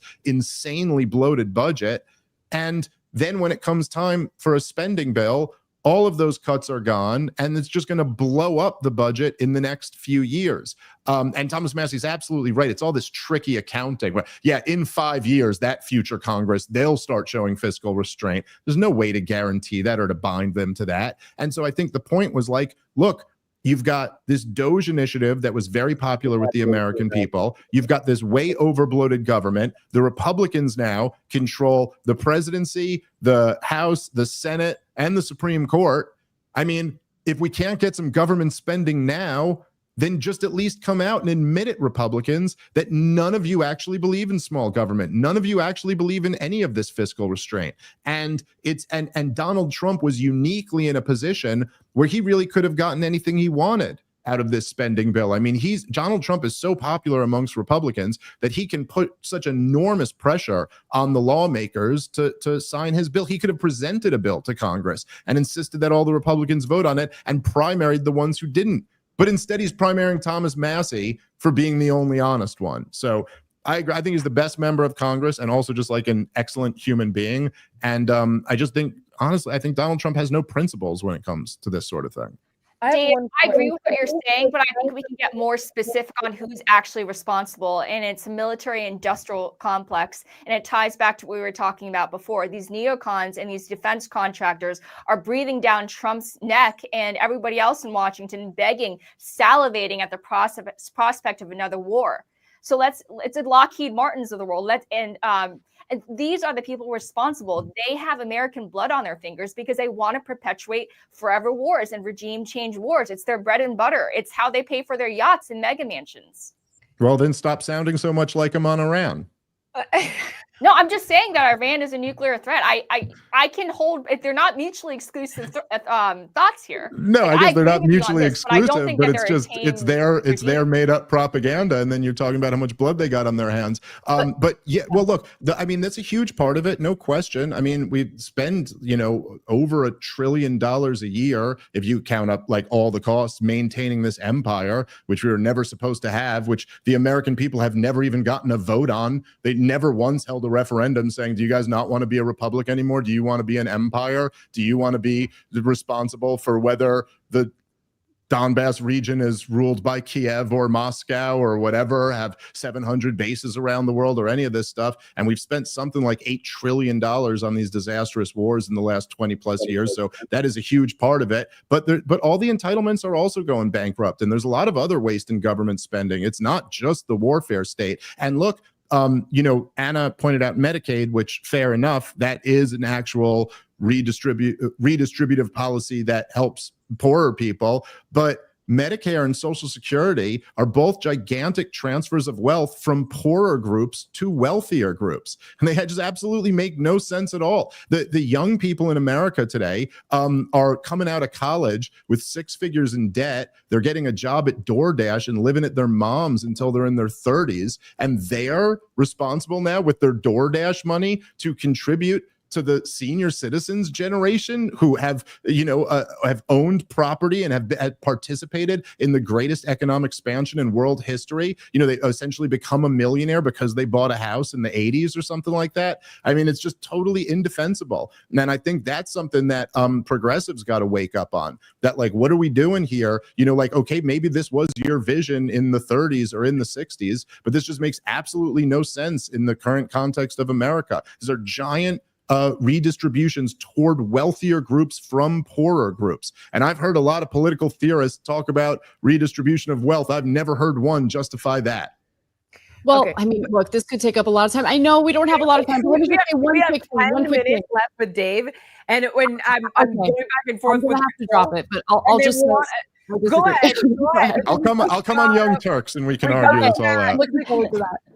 Okay, Anna, you get last thought on this one because we literally have 10 minutes with him, and I want to get to the New York mayoral race. So I mean, look, when you're talking about Medicaid and Social Security, you're talking about universal programs, right? Younger generations help fund these programs that elderly people and disabled people are able to use to their advantage, right? But elderly people paid into the system and helped the people who were older than them previously. I think the problem with Social Security specifically, though, is that you're right that there is an unfairness to the system, meaning that there is a cap on the amount of your income that gets taxed for Social Security. The vast majority of American workers never hit that cap. I believe it's at like around $170,000. After that amount of income, you're no longer taxed for Social Security. And that is putting the Social Security program at jeopardy, which is why progressives argue you need to raise the cap. It's not fair that for the vast majority of workers, all of their income gets taxed for Social Security because they never hit that cap. But for the tremendously wealthy, I mean, not even tremendously wealthy, you're making $200,000. There's a certain portion of your income that doesn't get taxed for Social Security. I think we need to lift that cap. Social Security is an incredibly important universal program. It's considered the third rail in American politics because of how popular it is. And it literally keeps elderly people off our streets. So I disagree with you, Dave, on this issue, but we should have a lengthier debate about it at some point. Okay, but if you're taking from a poor group to give into a richer group, you're keeping more people off the streets by taking from that poorer group. And look, whatever, we could debate this whole thing later, but I'm happy to talk about the New York City mayor race. I actually find that very interesting. I know, because I realized that each one with this group, each one of these topics could have been a show unto itself, and that is something that we're gonna Very work true. out in the first quarter going forward when we have incredible guests like Dave. But Lindy, just jump right into it because our time is limited. So Got break it. down for us what is happening, what is the latest with the mayoral race in New York City. Okay, and because we're short on time, I probably should omit the clips. Okay, so basically, you guys have probably all have heard what has happened. Mamdani has won the New York City primary, which is now pitting him against Eric Adams, the current mayor, who's running as an independent because he didn't think that he could make it, rightly didn't think that he could make it through the Democratic primary. And we just heard a few hours ago that Andrew Cuomo has decided to remain in the race. There's been some talk that he would drop out of the race because they were afraid that they would divide up the opposition to Mamdani. But it sounds like it's going to be essentially a three-way in addition to the Republican candidates. But given the voter registration landslide advantage that Democrats have, it's highly unlikely that a Republican will win. I'm just going to get right into it. And I might say something that might offend some folks, but go ahead. Do it, girl. Okay, thank you for the nod. Sink your teeth in. I am absolutely stunned that the city that is famous for being terrorized by Islamic terrorists is on the cusp of electing Islamic extremists who is chanting globalized intifada as its mayor. That for me is just jaw-dropping. This is 24 years after 9/11. And it just completely blows my mind that this is happening. But putting that aside, I also want to address his Marxist agenda and all the things that he's laying out as he's posturing himself, portraying himself as a man of the working people. But my view is that it's basically a Trojan horse for government takeovers of many different programs. For example, he promises free buses, city-run grocery stores, a rent freeze, a 30 minimum wage, but who is paying for that? Because as we all know, there's no such thing as a free lunch in American society. Someone is paying for that, and it's working class families in New York City. And we've seen the same thing play out in cities like San Francisco, and it's been an absolute disaster there. And this New York City is a home of Wall Street and real estate empires. His policies would devastate the economy there and drive a lot of big money out of the city, the same money that drives the economic engine of arguably the greatest city on earth. And I'm from Philadelphia, and I still concede that. I believe that his Marxist playbook will crush the economic engine. Beyond that, he continually uses the inflammatory slogan, globalized intifada, which I think raises huge red flags. He claims it's about Palestinian rights, but from what I hear is Jew-hating extremism. And given the heavy Jewish population in New York City, I think his incendiary rhetoric, it undermines the fabric and the essence of the city and is just a tremendous show of disrespect. Democrats, on the other hand, they praise his identity politics, they praise his diversity, but they conveniently ignore the words that he chooses to use, which I think is extremely loaded. And he also portrays himself as a struggling immigrant, but let's not fool around here. He is an Ivy League activist rather than a genuine activist on behalf of working class Americans. And Democrats prop him up as a champion of diversity, but a lot of Black and Latino leaders said, hey, we don't want this guy. He's going to take away our influence. He's going to undermine the working class. And that's why a lot of them went for Andrew Cuomo instead in the primary. And from my point of view, this isn't so much as an endorsement of Mamdani as a rejection of Cuomo, whom a lot of people see as corrupt and a vestige of a dying political dynasty. Lastly, one quick thing. I think this is another manifestation of the extreme leftward lurch of the Democratic Party, and one reason I was forced to leave. I can't get on board with state funding of gender-affirming care. I can't get on board with the Marxist policies, the government-run groceries, and just today he came out with another proposal. He wants to tax whiter neighborhoods to pay for everybody else. Nat, do you have the article that I put in the production doc? The Newsweek article, can we show that? But that's it. This is, did you find it?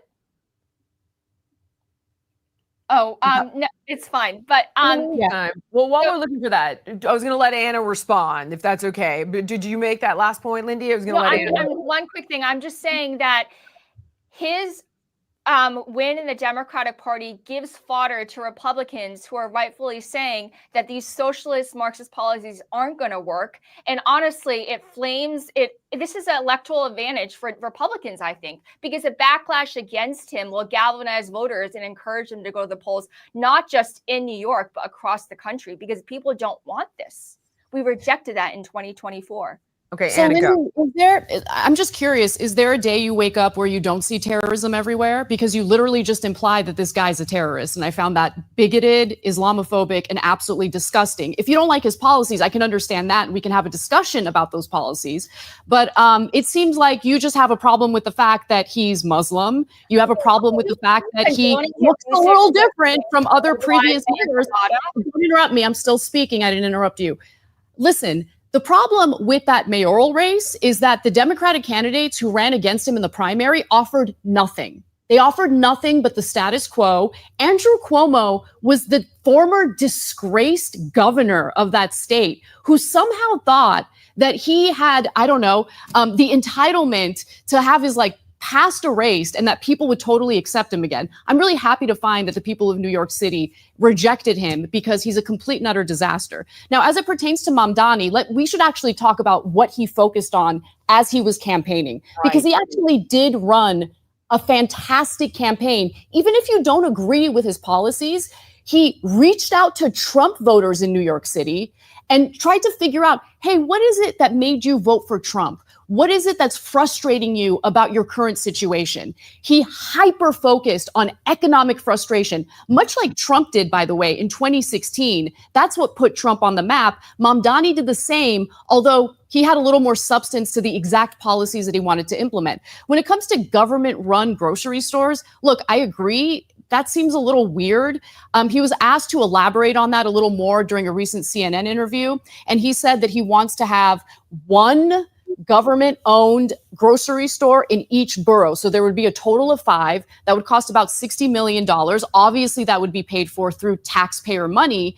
I do not like, I want to be clear about this, and I think this is a huge flaw among the left, okay? When they target racial groups, when they say we want to tax white people, it turns people off, including me. Don't do race-based garbage like that, okay? But aside from that, and I do think that was a foible, I mean, let's talk about what else he focused on. I mean, he focused on so many different things. So he went to those halal street vendors, and that was his first political ad, where he asked them, how is inflation impacting you and your prices, how much you're selling these, street food items for.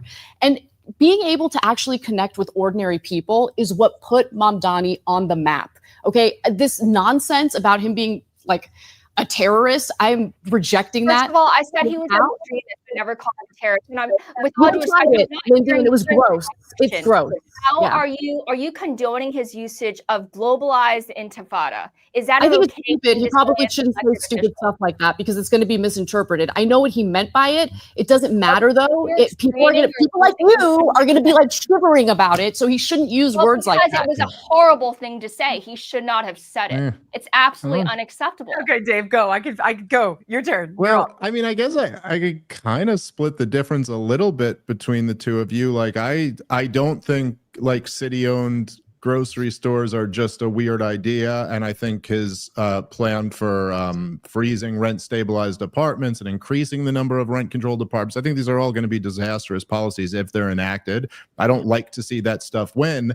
I just feel like there's a level of delusion amongst the Democratic establishment who's so opposed to this guy, and it's almost like they don't see two very obvious things to me as an outsider who's not a Democrat, and not, I guess, anymore a New Yorker, although I was born and raised there.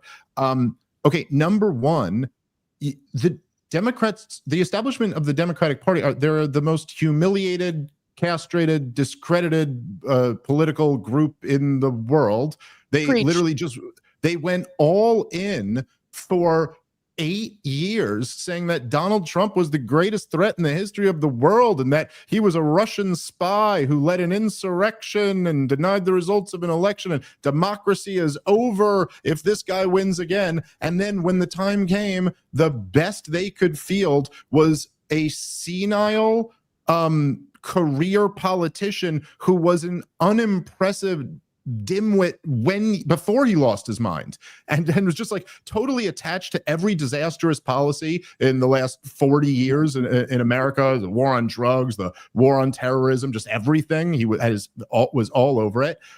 Then at the last minute, when they realized he was too senile to run, they subbed in like a cackling retard to try to be the one who stopped it. And they just got totally humiliated. The guy who they said was the greatest threat to humanity wins every swing state and the popular vote, and then they want to walk back and then now when they're so scared of this cut, the best they could feel was Andrew Cuomo. It's like the guy who just destroyed the state. Did they not realize how much people have woken up to how insane COVID was and how wrong he was about everything? Oh, and by the way, add in he murdered senior citizens.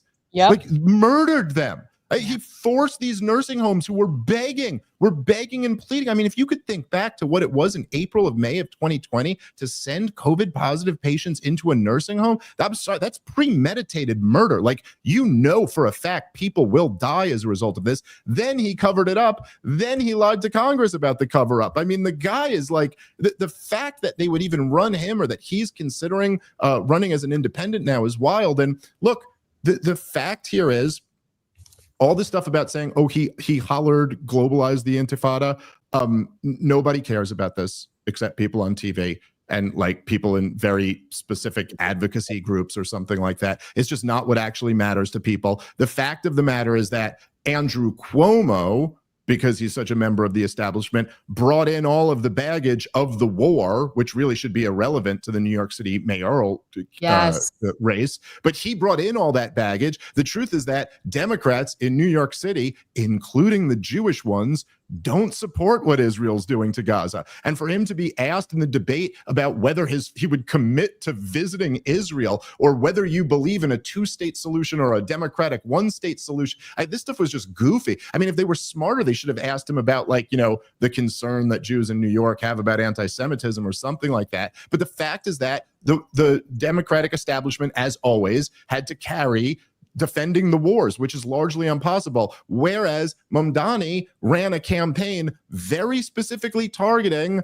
the unaffordability of New York City, which is the actual crisis, not who hollered intifada one time and what you mean by that. Okay. No one cares about this stuff. The fact is that the price inflation over the last few years has just been killing regular people across this country, but nowhere nearly as terribly as New York City, maybe Los Angeles. But that in New York City, to be a regular person, it's just like impossible to survive there now. And while I do think that a lot of his prescriptions to the problem will only make it worse and aren't good, like at least he was talking about it. Yeah, but at least he was talking about it. That's the whole game. Then you got to get in there and make the argument. Make the argument about how your policy will actually drive the price of chicken over rice down more than his will. Or look, he did a video on the chicken over rice thing, and he didn't even realize at the conclusion of his video, the whole problem was a crony government program. It had nothing to do with capitalism where you needed some government program. You needed to stop giving out the licenses to street vendors to these cronies. But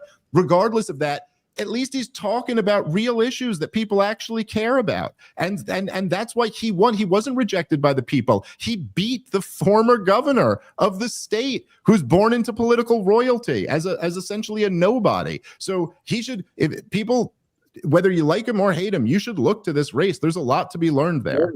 Dave, I think it's unfair to just poo-poo incendiary rhetoric like globalized intifada, because I know a lot of Jewish Americans who are offended by such language. You're talking to one of them. I'm a Jewish New Yorker, and I promise you, it's fine. Maybe it doesn't bother you, but I have Jewish friends who are bothered by that, especially given the escalating anti-Semitism around the country, not just in New York. There's a real problem. There's a real problem with paranoia in the Jewish community. I'm well aware of it. I'm probably much better than you are. It's fine. Jews are doing fine. We're thriving. Don't worry. Okay, well, I know some people feel differently, but I do want to say in terms of government-run They're stores, wrong. you know what happens when governments take over merchandise? Look what happened with alcohol. Government-run alcohol shops, the purpose, the end result was... Just hear me out. Lindy, you are a communist compared to me. You have no idea. I believe I'm an anarcho-capitalist. I don't believe in any government whatsoever. So you don't need to convince me about how government messes up pricing mechanisms. This isn't reply to you. I just wanted to add to the point that government-run anything is a recipe for disaster. And I can assure you that I'm not a communist by any stretch of the imagination. The communist regime in China murdered my great-grandfather. To say that I'm anything associated with them is actually quite... No, just compare to me. No, compare to them. All right. Compare to them, you're a free market like... libertarian. Yes, compare to the Chinese communist, you're a capitalist, but compare to me, you're all a bunch of commies. All right. Well, I can, maybe that's true. But I just want to say that all of his recipes, all his prescriptions for New York City, it's just horrendous.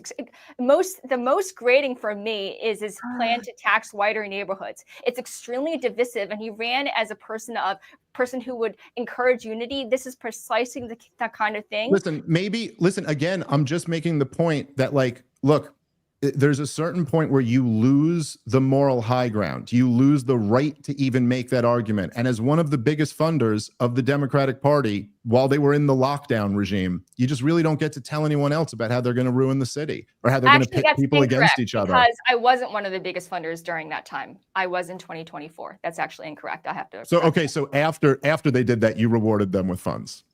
No, actually, 2024. I did nothing to perpetuate the COVID lockdowns. Actually, that was one of the catalysts that had me leaving the party. Well, that's great. That's great. But anyway, the Democratic establishment doesn't get to lecture people about pitting everyone against each other after the I'm not part pandemic of the Democratic establishment. Okay, I actually expose them and their corruption.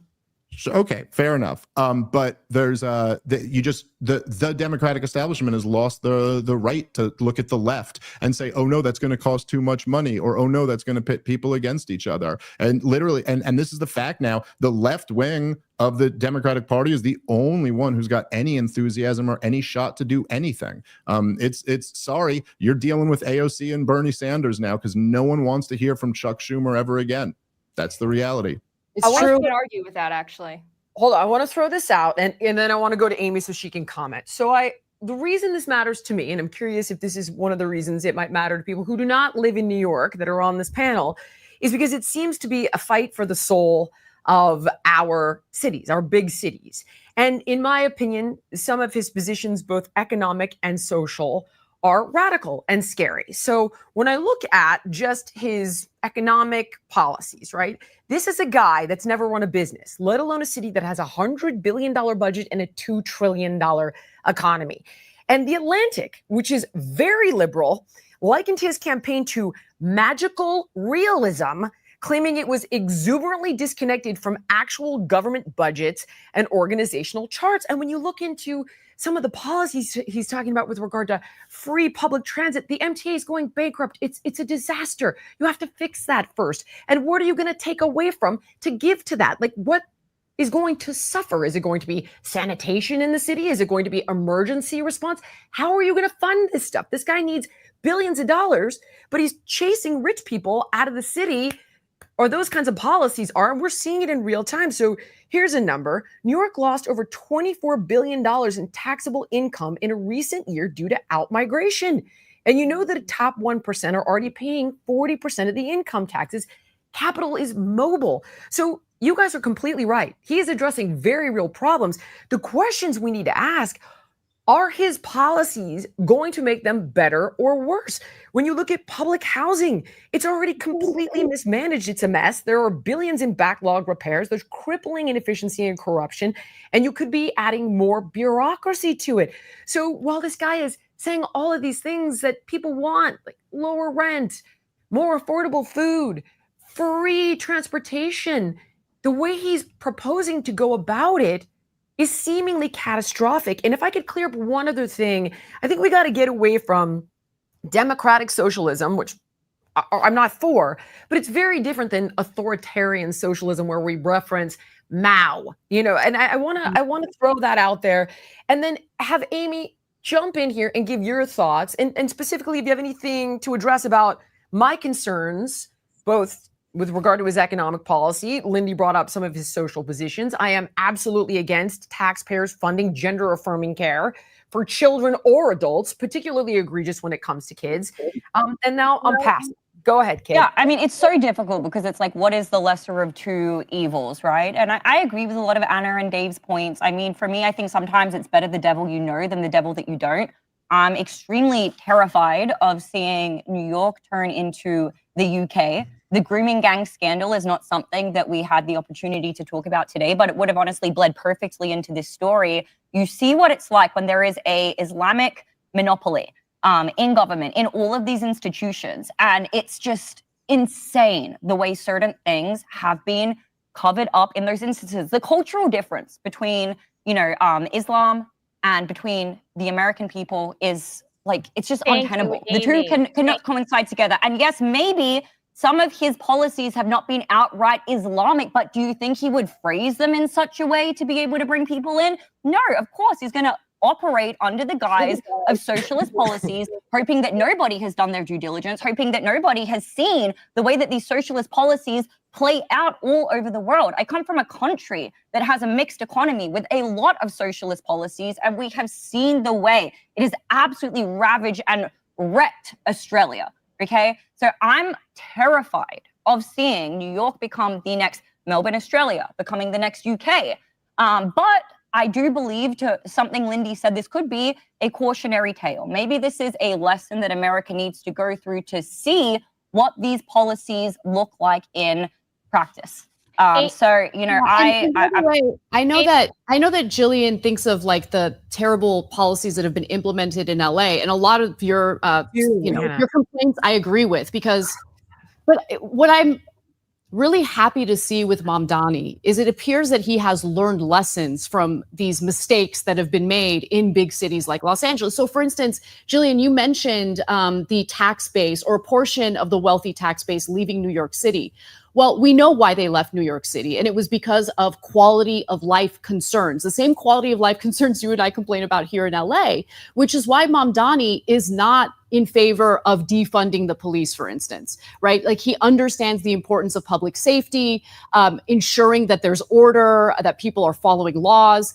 That is important. And to me, that kind of separates him from, honestly, the Democrats who pretend like they care about economic issues, but in reality, they just go deep into like identity stuff and whatever theater they engage in just to appear like they care about the people. Was that a real? I saw he had some tweet. Was this? Am I getting got by like a screenshot or something? But I saw someone sent me the tweet where he said something like queer liberation is defunding the police or something like that. That was real, Dave. I haven't seen that. I did see that, and I was listen. I think you probably, like Anna, have more insight into this than I do because I'm more of an outsider to this world. But there is something to me where I go, like, over the last 15 years, there was this period of like woke insanity and the left just losing its freaking mind. And maybe he's crawled out of that. But when I do see a post like that, and you're like, queer liberation is defunding is this Mad Libs of woke nonsense? Like, what does this even mean? In fact, every time I see him speak publicly, he's very articulate. He thinks things through. Look, there are some policies that I don't think are going to work out so well. So I'll give you a specific example so you guys know that I'm an honest actor here. I'm not just supporting him to support him. Look, I think that the best thing you can do to lower housing costs is to build more housing. Cost controls have actually had a lot of negative effects. I've seen it happen in LA, for instance, where people are basically stuck in their rent-controlled apartments and they're unwilling to move because the second they do, they know that they're going to be in an unaffordable situation. To lower housing costs, you have to provide more supply. And so there have been rent freezes in New York City specifically before. Bill de Blasio had decided to freeze rents 3 separate times during his time as a New York City mayor. So it's not going to be the end of the world. But I also don't see that as the ultimate solution to a housing shortage that we really, really need to focus on. We need to build more housing. So that's an example of me disagreeing with him on one policy. Sure. There are other areas of disagreement, but I think I appreciate that.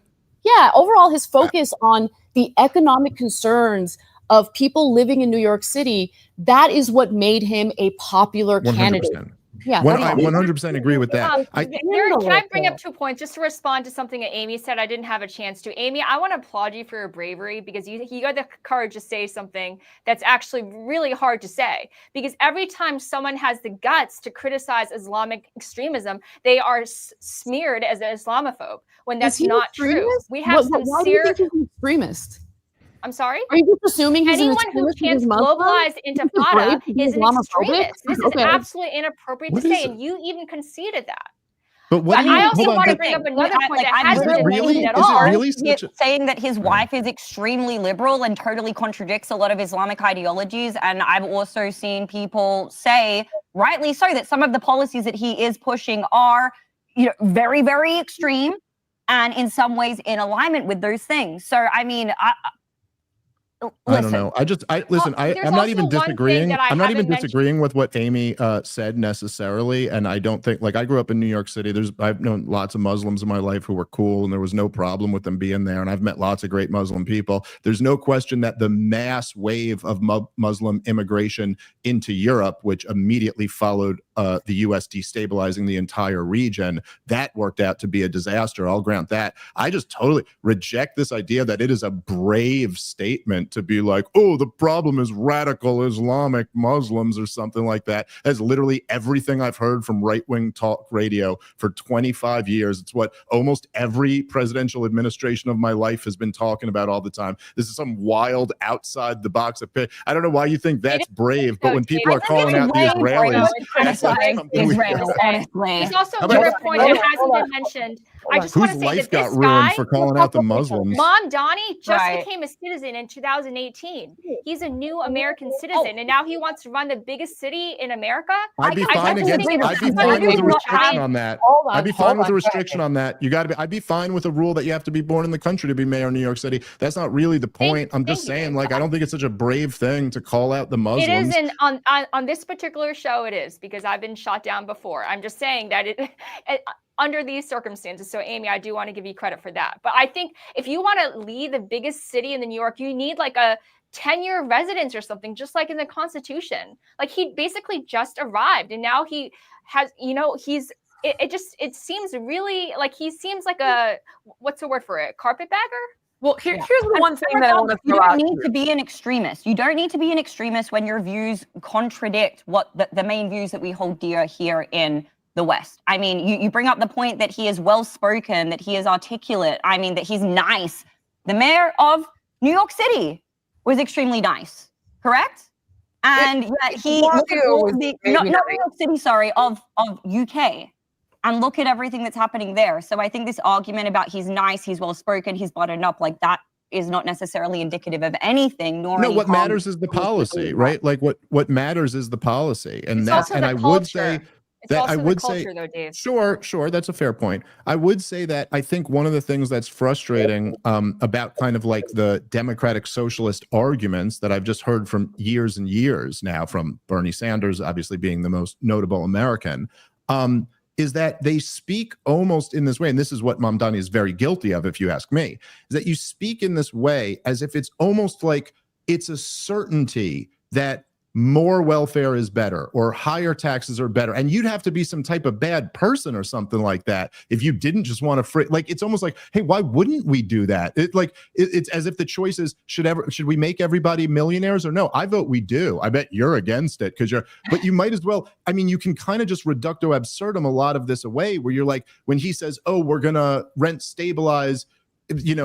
X amount of houses, why not X plus 1,000? I mean, why the minimum wage at $25? Why not $55? Why not $55,000? And as soon as you start to do that, you realize, oh yes, there is a problem with just creating all of these socialist programs. And that I have never seen any democratic socialist actually come out and grapple with and go, yes, look, obviously there would be a point where this would be incredibly destructive to the economy. They just always act as if more of it is better and you'd have to be a bad person to be against it. But again, I mean, I do think so, because I'm splitting the difference here. I do think a lot of the policies he's running on are bad. But the idea that you're just going to through government fiat say, that you're going to have more rent control or rent stabilized. This is just price fixing. It's the same logic as anything else. It's the same logic as me saying that the price of wheat can't go past a certain level or the price of eggs can't go past a certain level. And everywhere this experiment has been run, it always ends in shortages. It always ends in more poverty, because prices are not just something arbitrary. Prices are information that's delivered through the market that takes into account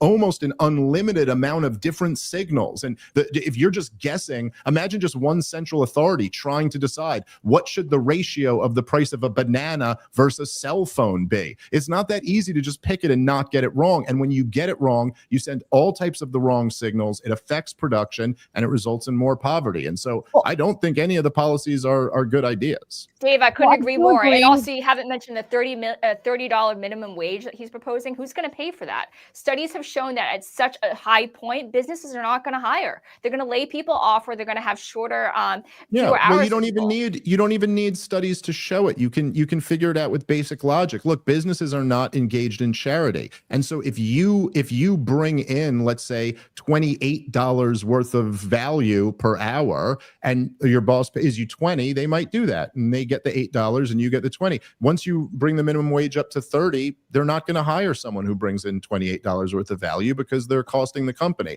And we've seen this all around the city. There's freaking kiosks everywhere since the last minimum wage increase in New York City. So yeah, again, I think all of these policies are going to be destructive. That being said, this is the dynamic now. The liberals have to contend with the leftists because the neoliberals have ruined everything, including their own credibility. Absolutely. Okay, final thoughts. Anna, you get final thoughts. Amy, you get final thoughts, and then we gotta My final thoughts are gonna bring up a bunch of other things. So but the final thing I'll say is, look, I think that it's all about, look, I agree with you with the rent control stuff, right? It's going to suppress the construction of new housing. That has been the case in every other major city that's implemented, rent control, rather than focusing on what the local government can do to stimulate more construction of housing. We'll wait and see how it plays out in New York City. Again, I think it's going to suppress the construction of new housing, which they desperately need. Aside from that, though, I think it's all about the execution. Obviously, the money that he needs in order to implement some of these policies would come from increasing taxes on the wealthiest people in the city. That's what his plan is.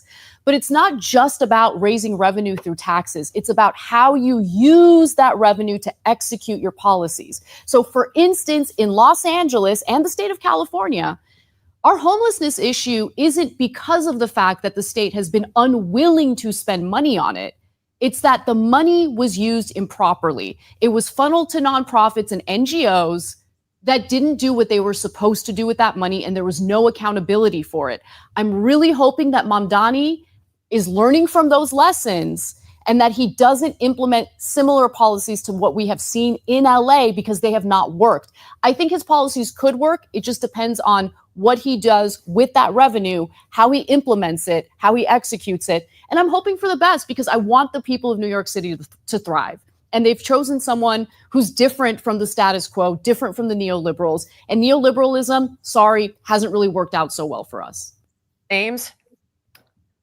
Yeah, I mean, maybe 5 grocery stores now. Maybe that's what he said to get in. I think if those types of policies continue to perpetuate, this is something that's going to end in bread lines. I think that this could be an extremely cautionary tale for trying to implement these extreme policies in the West. It has never worked in anywhere else. And you guys may say, well, they're not so extreme now. Already the things that he was touting just to get the court of public opinion on his side, obviously he will not want to come across as too extreme. Where it could go is what scares me. But I think it will serve as an extremely cautionary tale for the West if it does play out in the worst case scenario. And just to kind of sum up, I think that one thing that could really solve a lot of these things is, like many of you have pointed out, having some type of citizen requirements, or even the fact that you just need to be a citizen of this country. Yeah, that's my final. Right. Oh, great show, team. Dave, no, you're done. You got to be done, homie. We got to wrap. Dave, where can we get more from you? Oh, my podcast is called Part of the Problem. You can get that wherever you find podcasts, and Comic Dave Smith on Twitter. Thank you so much. Anna? You can follow me on The Young Turks, youtube.com/The Young Turks, and also on Substack. That's Kasparian.substack.com. Amy. You guys can message me or FaceTime me on Manect, and you can also watch my show, Dangerous Conversations. It's actually premiering right after this, if you guys want to tune in. Lindy, go. I'm Lindy Li on X, and you can also find me on Manect. Thank you. All right, guys. Thank you so much for watching. Like, comment, share, subscribe. Dave, you are a mensch. Thank you. And we'll see you guys next week.